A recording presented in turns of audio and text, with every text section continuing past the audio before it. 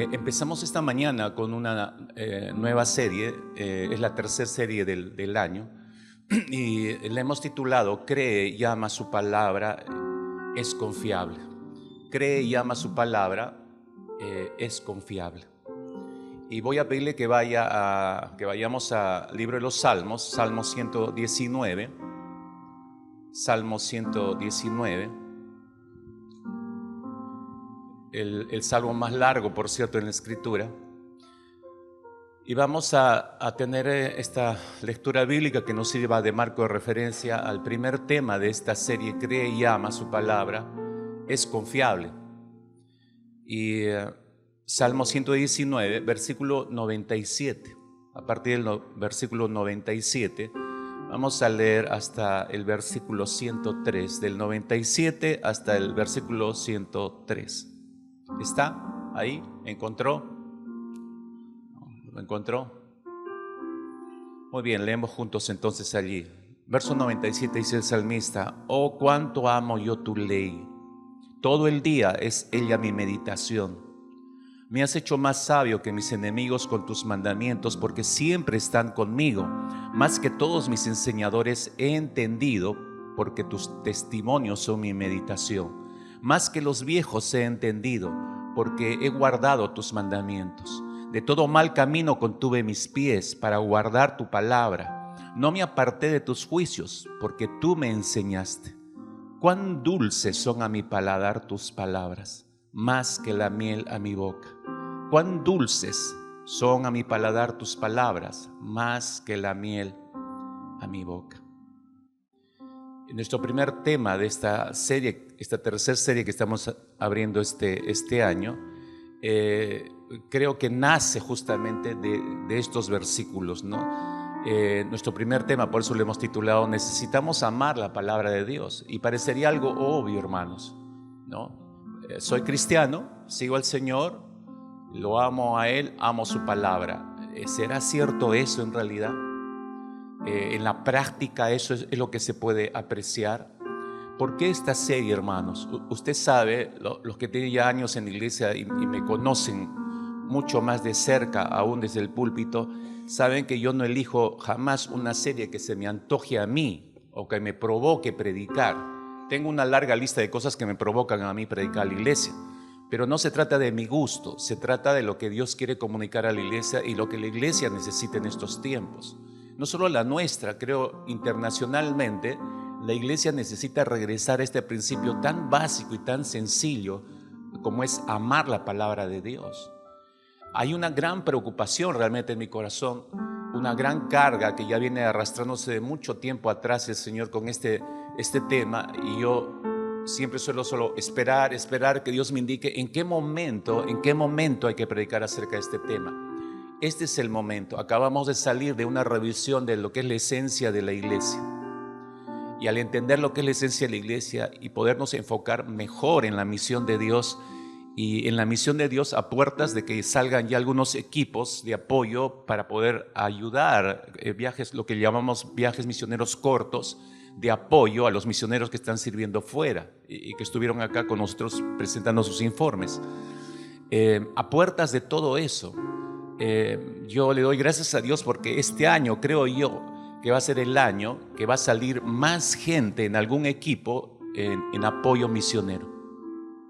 Después de muchos años, más gente yo veo que está, al haber entendido lo que es la esencia de la naturaleza que hemos recibido de parte del Señor como iglesia, entendemos mejor nuestra misión.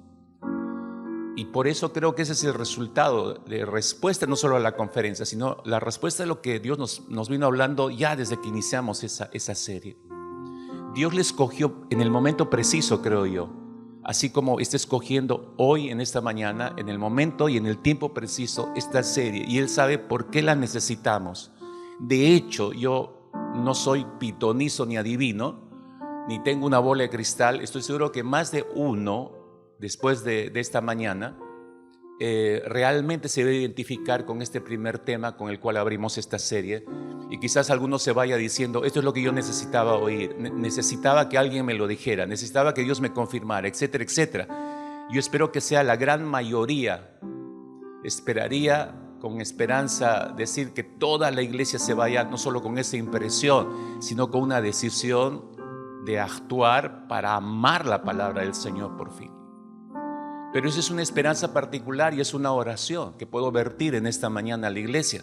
Pero yo no puedo obligarle a amar la palabra del Señor. Nadie puede obligarle a amar a Dios, ni nadie puede obligarle a amar su palabra. Absolutamente nadie.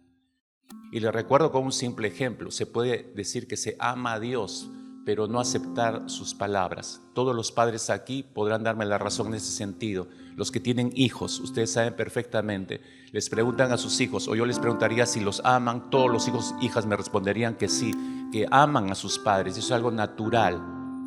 Pero usted recordará, si es que no se lo han dicho usted directamente a sus hijos o hijas en algún momento de su vida, cuando usted les corrige o les da alguna orden y para ellos suena demasiado crudo, demasiado vertical, y los más pequeños, que son más sinceros y disparan lo que piensan más rápidamente, de pronto te miran así todos enojados y te dice, ya no te amo, ¿no? ¿Le pasó? Y usted sabe como padre, como madre, que no es cierto, es un decir de ese hijo, de esa hija. ¿Por qué? Sí lo ama, pero no le gustan las palabras que usted le está diciendo, porque le resultan una carga, un fastidio. Con nuestro Padre Celestial ocurre lo mismo. Decimos que lo amamos, pero la incongruencia de nuestro amor con el Señor, nuestro Padre, como Padre, es que no toleramos sus palabras. Por eso nuestra vida es caótica, desordenada. Decimos que amamos a Dios, pero paramos todo el día desobedeciendo su palabra. Mi pregunta es, ¿qué clase de amor es ese? Si decimos que amamos a Dios, por ende, por propio peso deberíamos decir que amamos su palabra. Pero usted sabe mejor que yo que en la práctica no es así. Oremos. Padre, gracias por llevarnos hacia este inicio de esta serie, la tercera de este año. Señor, oramos realmente porque todos aquí estamos en la misma condición. No importa lo que hagamos, cuáles sean nuestras responsabilidades. Señor, todos necesitamos regresar a este principio tan fundamental de nuestras vidas como creyentes y que quizás nunca nos los explicaron bien, quizás nunca lo estudiamos correctamente en la Escritura, quizás nadie nos habló claramente, Señor, y nunca se tocó el tema. Hay tantas cosas que las damos por sobreentendido en la vida cristiana, pero muchas de estas cosas necesitan ser reflexionadas. Necesitamos pausar en nuestras vidas para pensar seriamente, reflexionar seriamente y darnos cuenta si verdaderamente nuestra vida está alineada a lo que dices en tu palabra. Señor, si decimos amarte, deberíamos amar tu palabra, pero sabemos honestamente que no es así en la práctica de nuestras vidas. Necesitamos entender dónde está el cortocircuito en nuestras mentes y corazones, Señor. Así que te suplicamos. En esta mañana te rogamos, Padre. Trae una convicción nueva sobre la iglesia, Señor. Conduce nuestro corazón realmente a entender dónde está nuestro problema y entendiendo lo que podamos corregirlo, Señor. De verdad podemos decir que te amamos, pero que nuestro amor sea concordante con nuestra forma de vivir y obedecerte, Señor. Que tus palabras nunca más vuelvan a caer en el vacío de nuestros corazones. Que pueda haber buen terreno, Señor, en esta mañana y que no haya ni un solo de tus hijos e hijas, Señor, que empiecen esta serie y que pierdan los demás temas. Señor, que ávidamente, Señor, te busquen cada día y ávidamente cada domingo nos volvamos a reunir alrededor de tu palabra, a volver a escuchar lo que tengas que agregar a lo que vas a empezar a decir hoy. Así que nos humillamos delante de tu presencia, Señor, necesitados, urgidos de tu presencia, de tu espíritu, necesitados de tu palabra, Señor. Y que tú despiertes, como dice tu palabra, el querer como el hacer. Despierta el querer en nuestros corazones, despierta el amar tu palabra, Señor, por favor, te lo suplicamos. En el nombre preciado de Cristo Jesús. Amén. Amén. Sin perder el Salmo 119 ahí en su Biblia, no sé si usted ha reflexionado alguna vez seriamente. Yo sé que conoce este versículo, hasta lo debe tener marcado también en su Biblia. Proverbios capítulo 23, déjeme empezar de ese proverbio para desembocar nuevamente en el Salmo 119. Proverbios 23, versículo 7. No sé si en algún momento de su vida, de verdad, yo sé que lo ha leído, pero se ha detenido a pensarlo, a reflexionar seriamente. Proverbios 23:7 dice Salomón, pues como piensa dentro de sí. Permítame leerle una versión un poco diferente a la que usted tiene. Como piensa dentro de sí, está hablando de una persona, ¿no? Como piensa dentro de sí, así es. Como piensa dentro de ti, así es. Las personas, así es. En otra versión se lee de la siguiente manera: porque cuál es su pensamiento, en su mente tal es. Lo que somos en nuestra mente, eso es lo que somos en realidad. Lo que pensamos es lo que vivimos y lo que actuamos. ¿Qué es en lo que más pensamos, mis hermanos? Lo que más nos interesa, lo que más amamos. Ese es el tema de conversación, porque lo que pensamos se reproduce a través de nuestras palabras. Y al salir por nuestras palabras lo que pensamos, ahí dejamos ver qué amamos, qué es lo que más nos interesa. Y de eso nos ocupamos de hablar, porque no hablamos de cosas que no nos interesen o no amemos. No me importa a mí hablar, digamos, a cualquiera de las damas, ¿no? Los hombres empiezan a hablar del partido y le arrancan ahí, ¿no? Que el de la Eurocopa, que la Copa América, y empiezan a citar todos los datos y ahí hay un diálogo corrido. Si hay alguna dama presente, agarra, se da media vuelta y se va, ¿no? ¿Por qué? Porque no le interesa. En absoluto le interesa saber acerca de la Copa América, ni siquiera sabe cuántos jugadores entran a la cancha, ¿no? Y apenas se entera que la bola es redonda, ¿no? Estaba hablando con mi esposa justamente el último partido de Perú no, perdón, estaba viendo la repetición del partido de Argentina con Ecuador y hay una jugada que dos jugadores ecuatorianos estaban ligeramente adelantados, ¿no? Y el árbitro de línea cobra esa falta, ¿no? Y se detiene el partido. Y mi esposa me dice, ¿y qué pasó? ¿Por qué lo detuvieron el partido? Y yo empiezo a explicarle, ¿no? El especialista en fútbol, ¿no? Digo, mira, mi amor, mira, la línea, le empiezo a explicar, ¿no? Y la línea de los jugadores de la defensa de los de Argentina es estrategia eso, porque saben medir, ¿no? No se meten y todos tienen que ser como una coreografía, ¿no?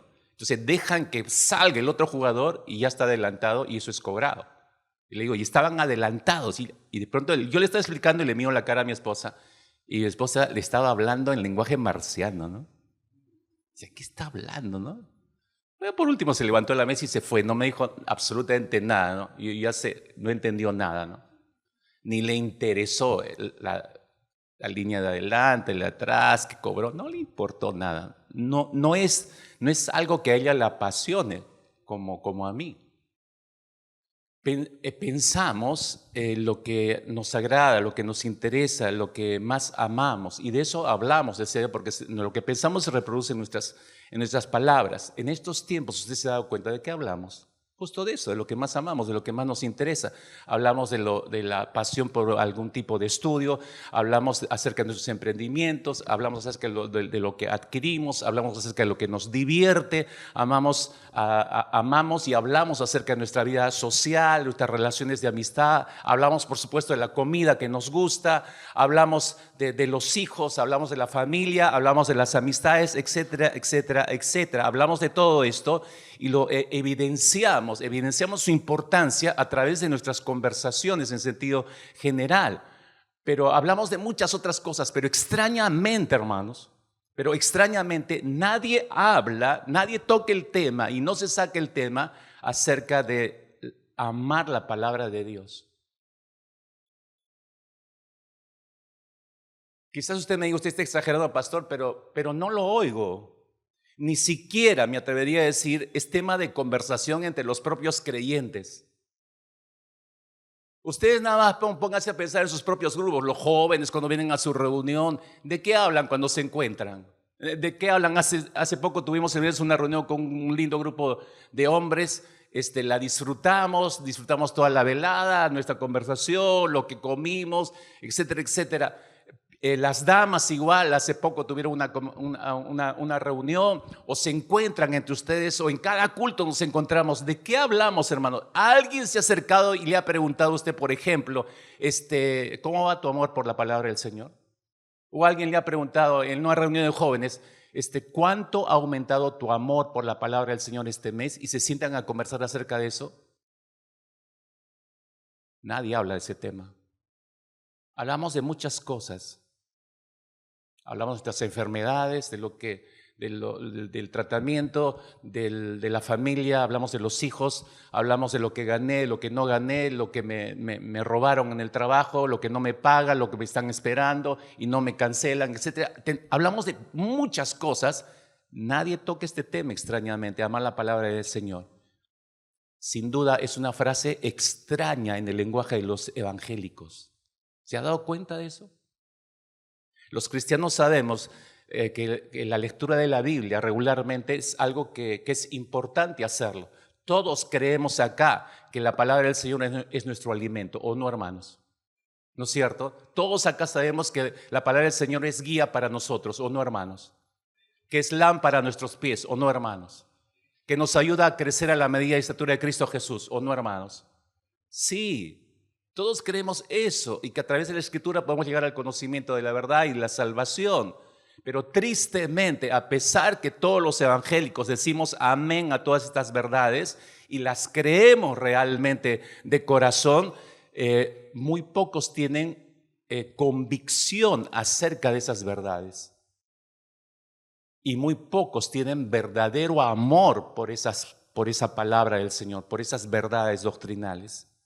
Y mis hermanos, este tema que no se menciona y sus consecuencias acerca de amar la palabra del Señor, creo honestamente que responde a la pregunta de nuestro Señor Jesucristo. Si usted bien recordará, Lucas capítulo 18, versículo 8, cuando Jesús dijo lo siguiente. Esto es interesantísimo, Lucas 18, 8. Pero cuando el Hijo del Hombre, dijo Jesús, se refería a él, cuando el Hijo del Hombre venga por segunda vez, ¿hallará fe en la tierra? Preguntó, ¿se acuerdan?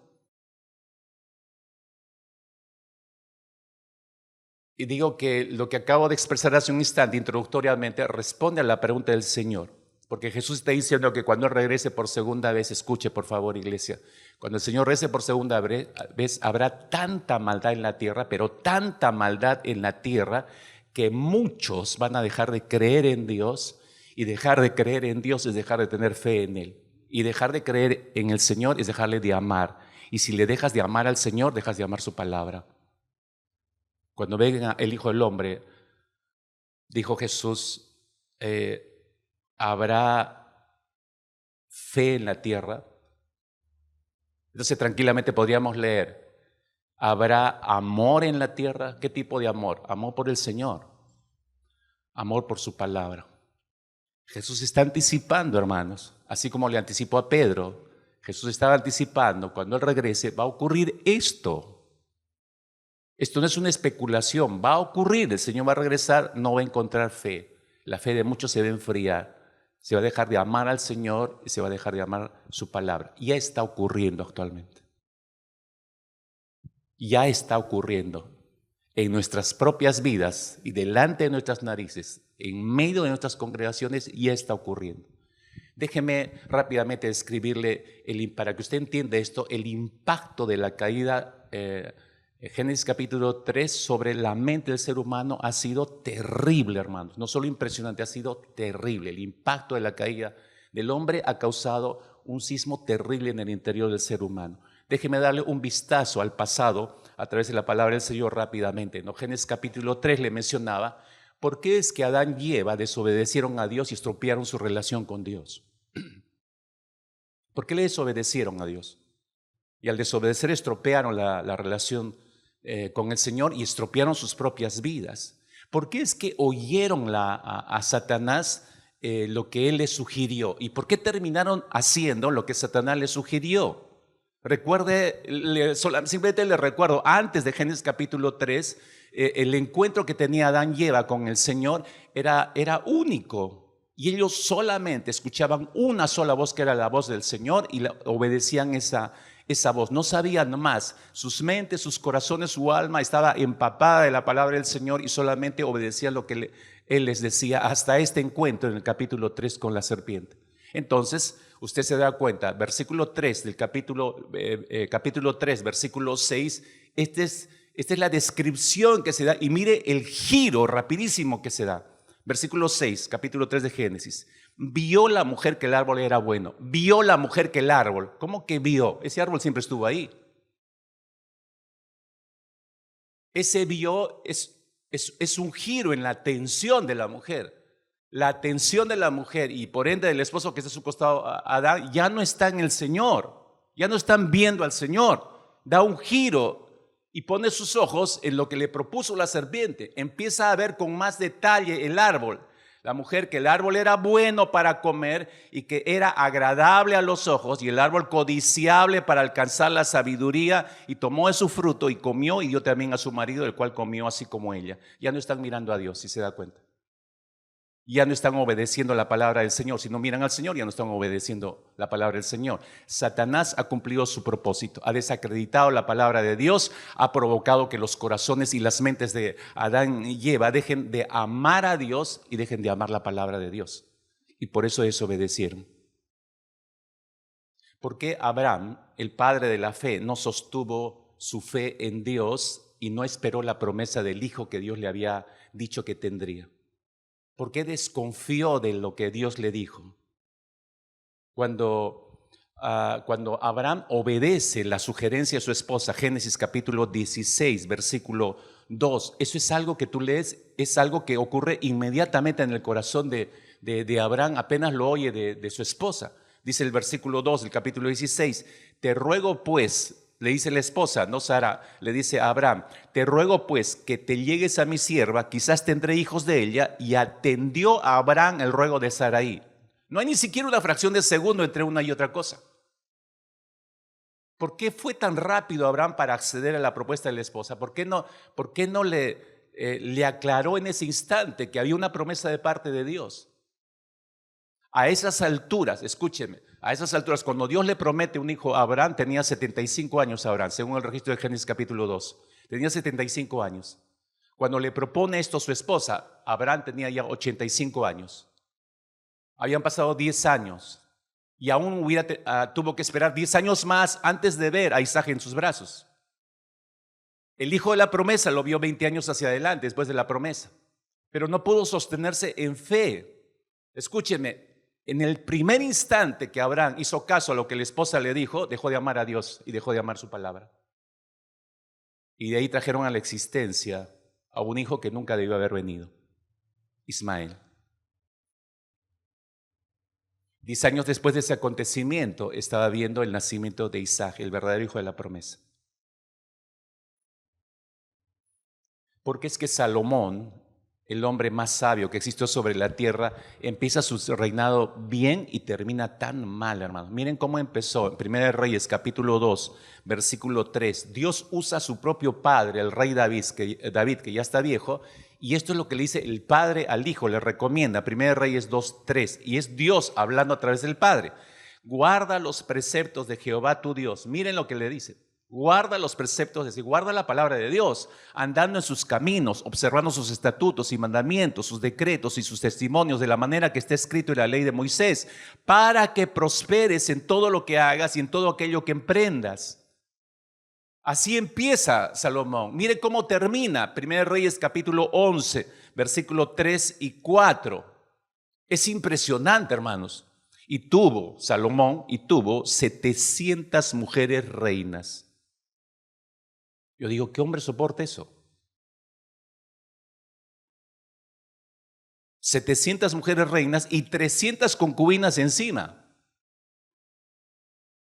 Y sus mujeres, dice, escucha esto, lea bien, y sus mujeres desviaron su corazón.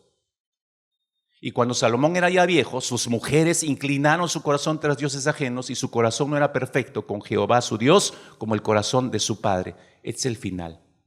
¿Sabe lo que significa esto? Que Salomón llega a un punto en su vida en que deja de amar a Dios y por eso deja de obedecer su palabra, porque dejó de amar a la palabra del Señor. Y mire, este es el final. Porque es que Pedro negó a Jesús. Mateo capítulo 26. ¿Por qué Pedro negó 3 veces a Jesús?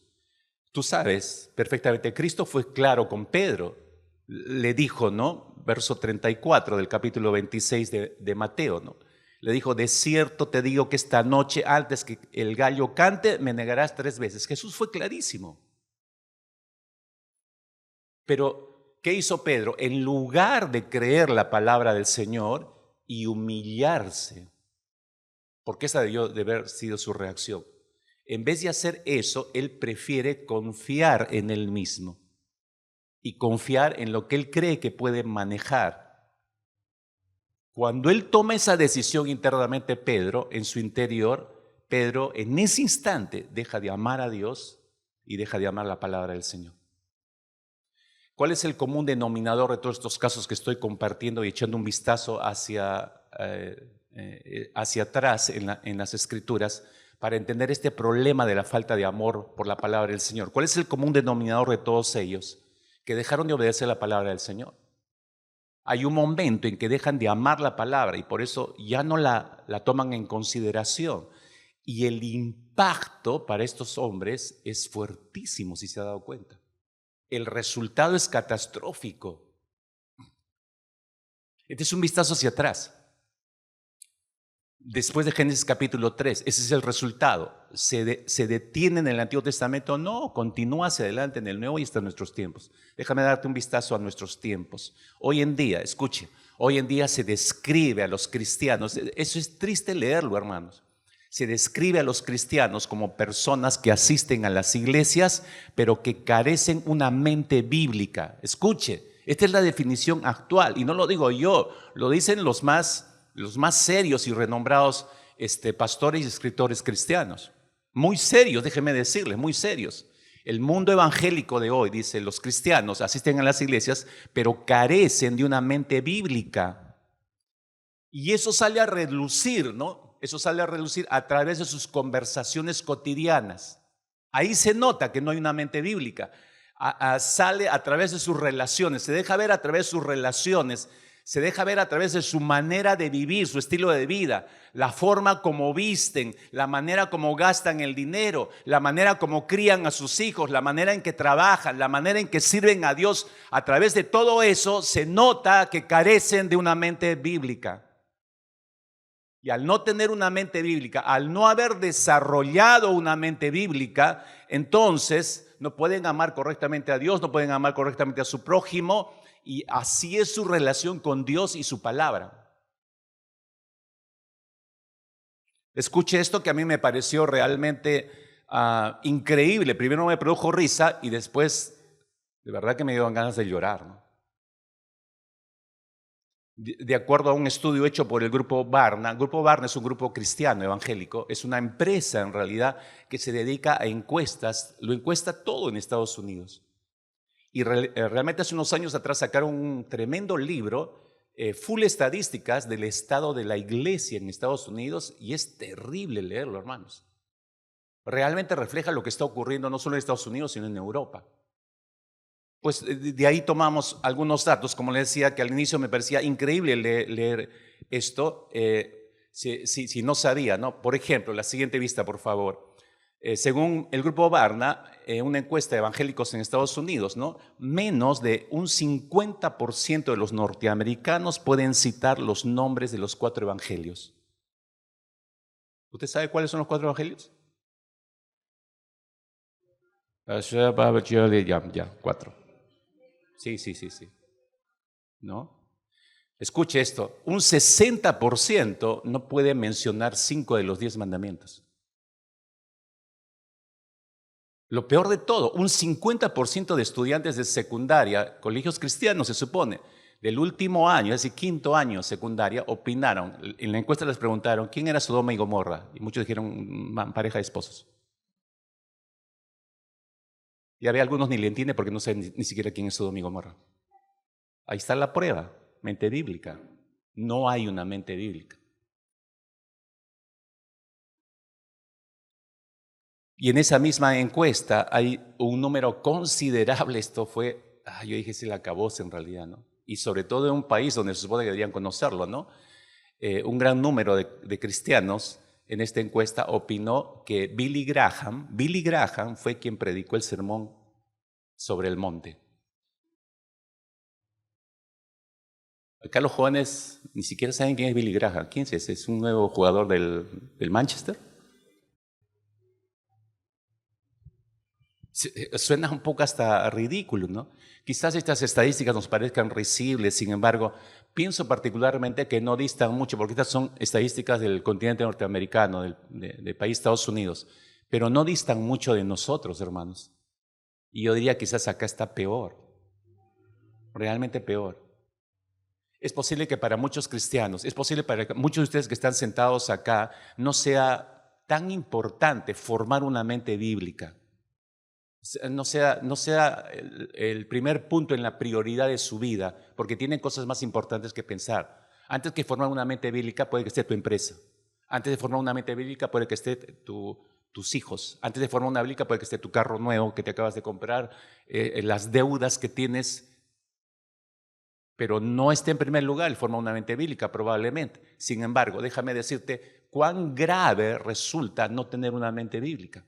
Así que lee con cuidado esto en la pantalla. La ausencia de la mente bíblica, mis hermanos, imposibilita el discernimiento espiritual, lo cual trae consecuencias al individuo y al pueblo de Dios en general. Es decir, te cortas la posibilidad de discernir la vida, de discernir las diferentes situaciones, de discernir la toma de decisiones importantísimas en nuestra vida. No, pero tengo 50, 60 y puedo tomar mis decisiones. Sí, yo sé que las puedes tomar, pero no las tomas bien, pues. Las tomas por tu lado, unilateralmente. Yo siempre hago esta pregunta a todas las personas adultas. ¿Cuántas veces al día de todas las 50, 100, 200 decisiones que tomas diariamente que tomamos, cuántas son puestas en consulta con Dios antes que las ejecutes? Dime que si no somos tercos para eso, que a pesar de escuchar esto vas a salir hoy y vas a seguir tomando tus decisiones y no le vas a preguntar nada a Dios, no le vas a consultar a Dios las decisiones que tienen que tomar. La cosa es seria, mis hermanos, no forman una mente bíblica, ¿no? Cuando Dios se refería a la nación de Israel a través del profeta Isaías, dijo lo siguiente, fíjense, esto es un patrón que sigue hasta el día de hoy, ¿no? Isaías 5:13, por eso va cautivo mi pueblo, dijo el Señor, por falta de discernimiento, sus notables, sus autoridades, ¿no? Están muertos de hambre y su multitud reseca de sed. Fíjese lo que está diciendo el Señor acá, ¿no? Sus múltiples pecados, está diciendo Dios, los ha llevado a ser tomados cautivos. Sus acciones pecaminosas los han apartado de mí, por eso han ido a la cautividad. Pero ese comportamiento, fíjese, ¿a qué lo atribuye Dios? Cuando dice falta de discernimiento, está diciendo lo que estamos mencionando. Es falta de haber formado una mente bíblica. Y la nación de Israel no le faltó palabra de Dios. Como creo que a esta iglesia no le falta palabra de Dios, hermanos. Pero una cosa es sentarse a escuchar un mensaje y otra cosa es tomar eso para ir formando mi mente. La meta, formar una mente bíblica. Mis hermanos, es imposible para el hombre adquirir una verdadera sabiduría sin conocer a Dios. A través de la Escritura conocemos a Dios y al conocer a Dios conozco su voluntad. La palabra escrita me revela la voluntad de Dios, me revela a Dios mismo. Y ese debería ser nuestro interés principal, pero no lo es, curiosamente. El gran teólogo Juan Calvino comienza una de sus tantas obras, una de las más famosas es aquella que tituló Institución de la Religión Cristiana, y ese libro lo empieza justamente de la siguiente manera, diciendo, proponiendo esta idea, dice Juan Calvino, casi toda la sabiduría que poseemos, esto es, la verdadera y sólida sabiduría, consta de dos partes, el conocimiento de Dios y de nosotros mismos. De nuevo, es cierto que el hombre nunca alcanza un conocimiento claro de sí mismo a menos que haya primero mirado el rostro de Dios y entonces desciende de contemplarlo a Él para escudriñarse a sí mismo. No sé si está entendiendo lo que este hombre está diciendo, es tremendamente profundo. Calvino nos deja ver que el hombre que no escudriña la palabra de Dios, se lo voy a decir en sencillo, el hombre o la mujer que no escudriña la palabra de Dios, que no se dedica a estudiar la palabra del Señor, no va a poder adquirir una mente bíblica. Porque todo en la vida comienza con el conocimiento de Dios. Conozco a Dios y le puedo preguntar, ¿qué voy a hacer con esta empresa? ¿Cuál es la decisión que tengo que tomar en este asunto? ¿Cómo debo criar a mis hijos? ¿Cómo debo guiar mi matrimonio? ¿Qué decisión debo tomar en el aspecto laboral, en los estudios? Estamos permanentemente dependiendo de Él porque lo conozco perfectamente. Sé que sin Él no soy nada y nada digno voy a hacer si no le consulto al Señor. Pero a pesar de que somos evangélicos, nuestras decisiones siguen siendo nuestras decisiones. ¿Te has dado cuenta cómo la Biblia describe la mente del ser humano? Los términos que se utiliza en el Nuevo Testamento son terribles, mis hermanos. Solamente para darle un repaso, por ejemplo, el apóstol Pablo en su segunda carta a los Corintios la describe con una mente endurecida, ¿no? La describe también con un entendimiento cegado. El estado de la mente del ser humano. Dice que tenemos una mente envanecida, la describe con un entendimiento entenebrecido, habla de una mente carnal, habla de una mente depravada, habla de una mente embotada. Es decir, el estado de la mente del ser humano, de acuerdo a la Escritura, solamente aquí en el Nuevo Testamento, es catastrófico, mis hermanos. Este es el resultado de Génesis capítulo 3. La caída del hombre fue tan profunda, iglesia, que posteriormente el apóstol Pablo va a dar mayores detalles de cuán deteriorada está la mente del ser humano, hasta qué punto de vida ha llevado esa mente deteriorada. 1 Corintios capítulo 2, versículo 14, Pablo dice que el hombre natural, es decir, el hombre sin Cristo, no acepta las cosas del Espíritu de Dios porque para él son necedad. Y no las puede entender porque se disciernen espiritualmente. Es una locura para el ser humano la palabra del Señor. Pero otra vez insisto, por la palabra llegas a conocer a Dios. Y conociendo a Dios conoces su voluntad. ¿Qué cosa digna puede hacer el ser humano eliminando todo esto? Pero eso es lo que está ocurriendo el día de hoy. Adán perdió su relación vertical, recuerda. Y al perder su relación vertical con Dios, la cual tenía de manera natural antes de Génesis capítulo 3, pero luego de la caída, la orientación de Adán dio un giro tremendo. Ya de lo vertical pasó hacia él mismo.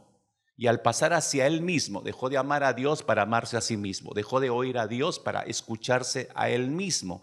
Así entró el pecado en todos nosotros y esas mismas tendencias existen en nuestro corazón. Por eso es que durante la era de la razón, diría yo, casi como un clima, se expresa de una manera ya más categórica. La siguiente ventana, por favor. ¿De la era de qué, pastor? La era de la razón o de la ilustración. ¿Qué es eso? Solamente rápidamente para ubicarlo, ¿no? Para que no se me vaya, ¿no? La historia de la humanidad se divide en prehistoria, edad antigua, edad media, edad moderna y edad contemporánea, que es la que estamos viviendo el día de hoy. Entonces, en la edad moderna, que ya es fin del siglo XVII, siglo XVIII, esa etapa de la historia de la humanidad está dividida en tres partes. Está el Renacimiento, la época del Renacimiento, la época del Barroco y la época de la razón o la Ilustración. En ese punto de la razón o ilustración de la edad moderna, ahí por primera vez el hombre hace una afirmación categórica. ¿Cuál es esa afirmación categórica? Que el ser humano es la medida de todas las cosas. El punto de partida para la humanidad es el ser humano. No es cierto, el punto de partida es Dios. Pero declarar que el hombre es el punto de partida, el eje medular de la historia de la humanidad, eso ya es algo desafiante para con Dios. ¿Qué significa eso? Que se ha dejado de amar a Dios y se ha dejado de amar su palabra. La conclusión, mis hermanos, no sería difícil de ver. Si el ser humano se ha llegado a idolatrar tanto, mis amados hermanos, es decir, se ha llegado a amar tanto a sí mismo, ha sido cautivado como Narciso por su propia imagen y se ha llegado a amar profundamente a sí mismo, entonces, por eso es que no tiene ningún amor por Dios y por eso que no tiene ningún amor por su palabra. Entonces, ¿cómo va a obedecer algo que no le importa? Ni siquiera quiere escuchar la palabra del Señor.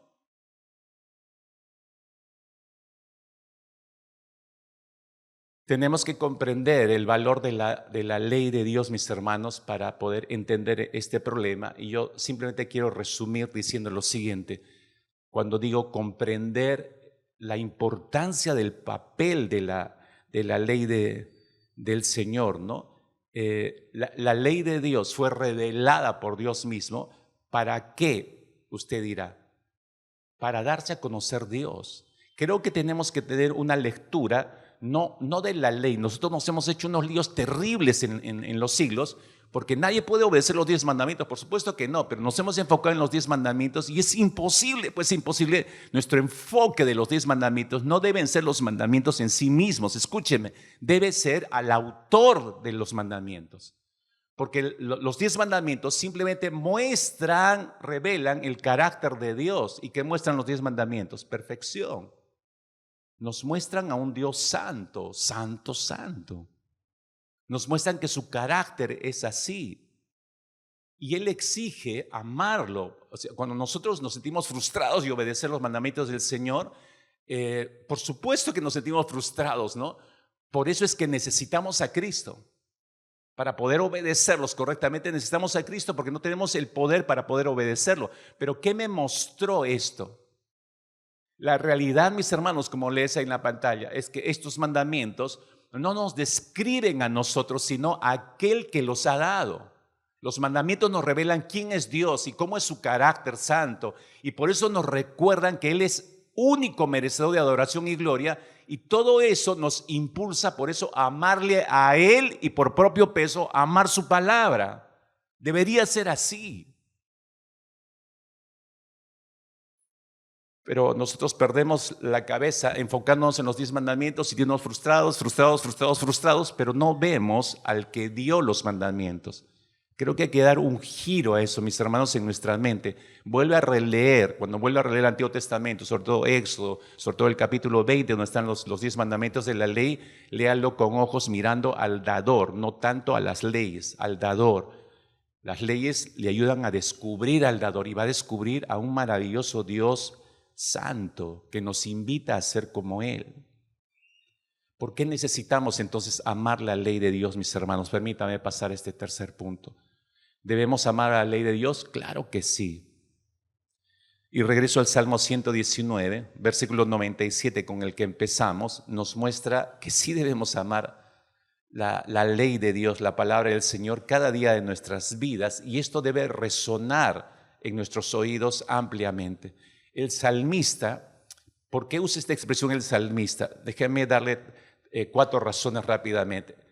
Es porque el salmista ha entendido que la ley le permite conocer a Dios, como les decía. La ley me conduce a conocer a Dios. Esa es una gran bendición. En segundo lugar, la ley expresa el amor de Dios por su creación. La ley muestra cuánto nos ama el Señor. ¿Cómo así? Si la ley es así, vertical y recta, sí, pero ahí muestra el deseo de un Dios santo, de que tengamos una buena vida. Dígame, aquel que obedece la ley de Dios, ¿cómo no le va a ir bien, hermanos? Está mostrando el deseo de Dios. En tercer lugar, esas no son las únicas razones por la cual debemos amar la ley de Dios, sino que la ley nos recuerda diariamente lo incapaces que somos tú y yo para cumplir la voluntad de Dios. Es decir, me muestra lo que soy.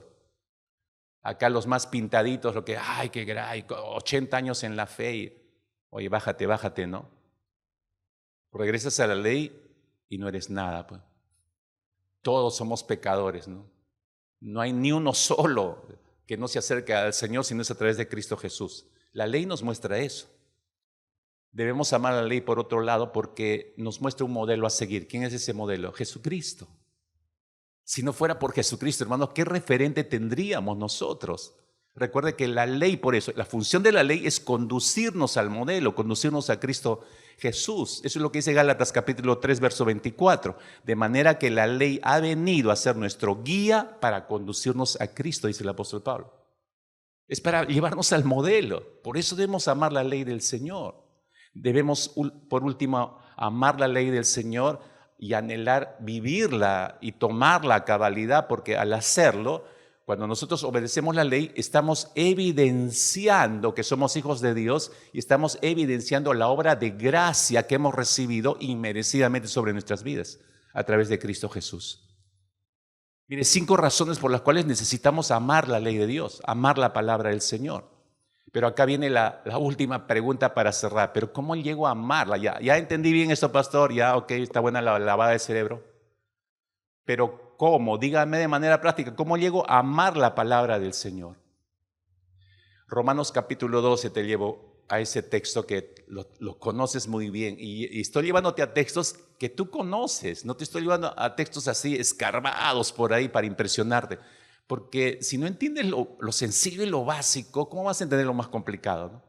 Romanos 12, versículo 1 y 2. Así que, hermanos, os ruego por las misericordias de Dios, dice el apóstol Pablo, que presentéis vuestros cuerpos. El primer mandato que da, tienes que presentar tu cuerpo en sacrificio vivo, santo, agradable a Dios, que es tu culto racional.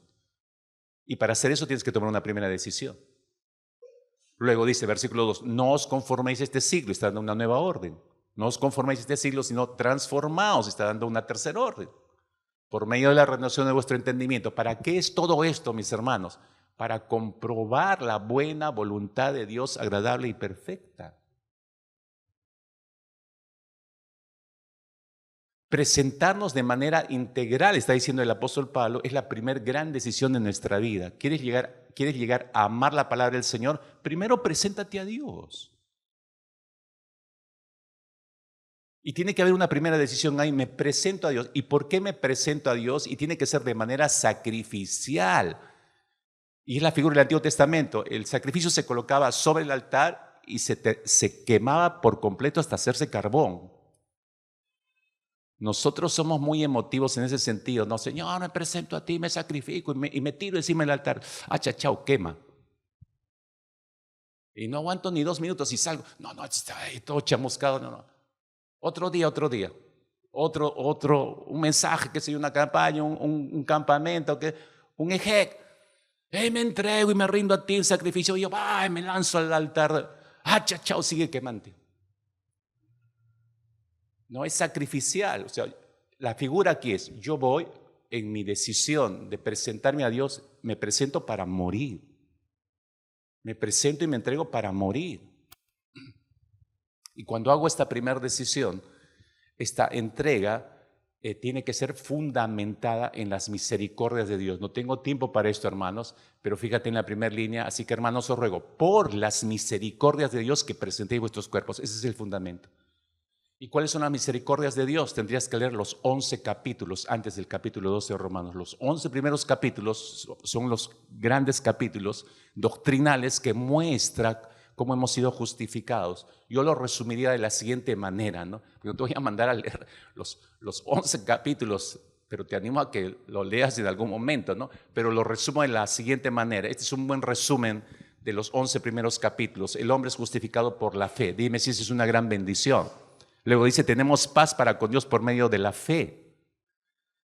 Dios muestra su amor para con nosotros en que siendo pecadores Cristo murió por nosotros. Dime si esa es una gran bendición.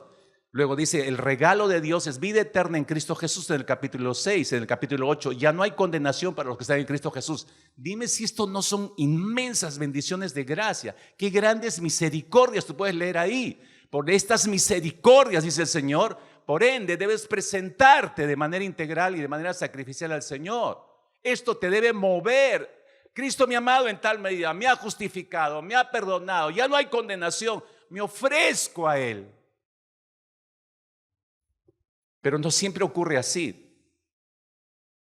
Y eso te lleva a una segunda decisión, ¿no? Porque he decidido amarle entregándome a Él, entonces me niego a conformarme a este siglo. No me conformo a este siglo. Y me dispongo a que el Señor, por su palabra, renueve todo mi sistema pensante. ¿Cómo ocurre eso, mis hermanos? Porque al transformar mi forma de pensar, como dice Romanos 12, 1 y 2, al transformar mi mente, llego a amar a Dios y llego a amar su palabra. Pero regreso a la pregunta, ¿pero cómo ocurre esto?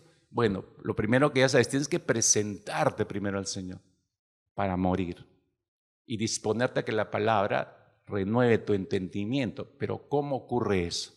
Déjame cerrar con el Salmo 119 y estaremos orando. Salmo 119 nos permite ver una secuencia. Es un salmo sorprendente, mis hermanos. 176 versículos este salmo. No hay ningún tema en la escritura, mis hermanos, así de corrido, digo, que en 176 versículos exalte tanto el amor por la palabra del Señor. Eso es lo sorprendente de este salmo. ¿Por qué si habré escrito este salmo así? ¿Por qué lo habrá revelado el Señor así? ¿Es tan importante el amor por la palabra del Señor? Te estás dando cuenta que sí. Es algo que no tenemos y hemos perdido. Déjame darte la secuencia en el Salmo 119. ¿Cómo logramos esto en la práctica? ¿Te acuerdas del cuadro que te mostré de cómo se llega a amar a Jesús? ¿Se acuerdan algunos?